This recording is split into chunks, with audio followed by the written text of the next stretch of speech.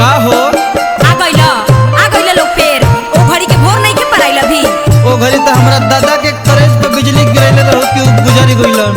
अब हमारा बारे में का ख्याल बा? जानत नहीं का हमर पसंद, हम केकरा से रंग डलवा में केकरा से होली खेला।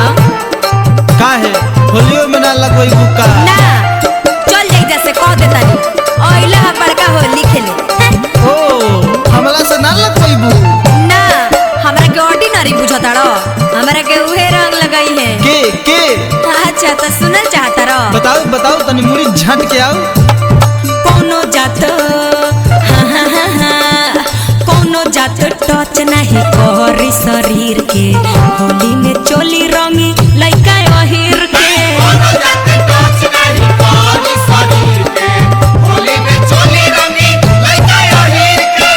अच्छा भाई सुना, भर लगनी है कही कही भर मइलो, फागुनो में जादो जी से जरा डलवइलो। होई नहीं गाल लाल तहारा अबीर से, होली में चोली रंगी लइका अहिर के।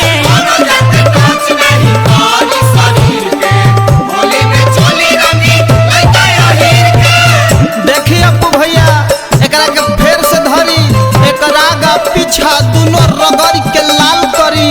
बबुआ सुधीर जी भैया रविंदर। भाई देखा कवि जी के है, मुन्ना मुस्कान जी के, आ भैया राकेश के देखो, भाई बुटन बदमाश के देखा तो ये लोग केनु इनके लोग के मुंह पर तो 32 बजल बा।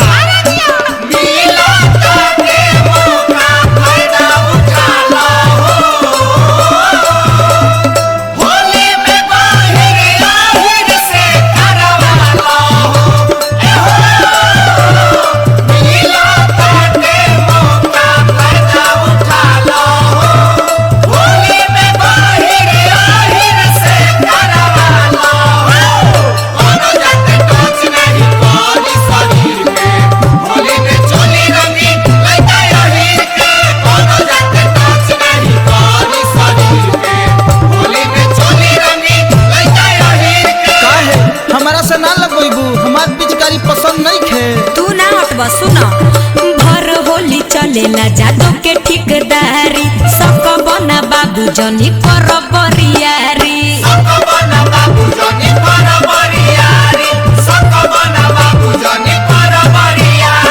कर जनी माना खाना करे द झूठ हो, औरंग वाला अपन दोनों ब्लूटूथ हो।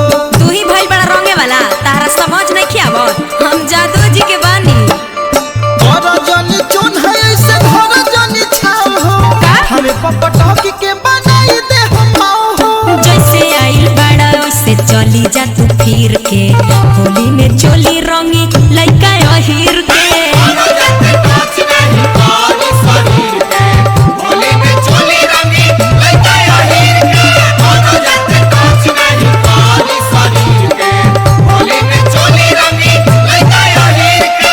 परदेसी भैया पिछुए नहीं खेदा त मारे झोंक के तीनों किलो पड़ के लगे।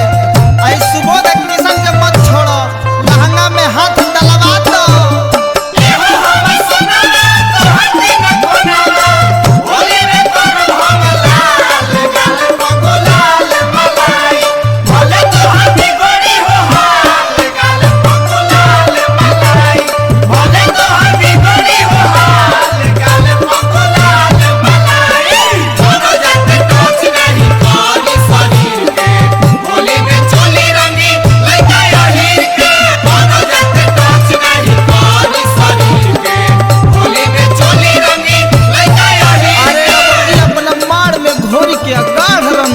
जा जा तारा से कुछ ना हो। अरे जादू के सिवा ना हमरा केहू से जमेला, सबके डालल बह जाला उन के रुकेला।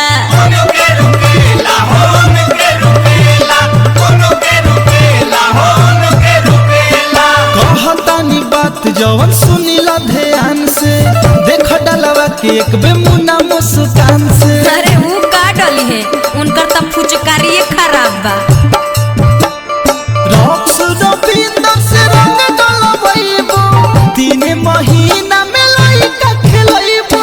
उहे हमर बूझे जवनिया के पीर के, होली में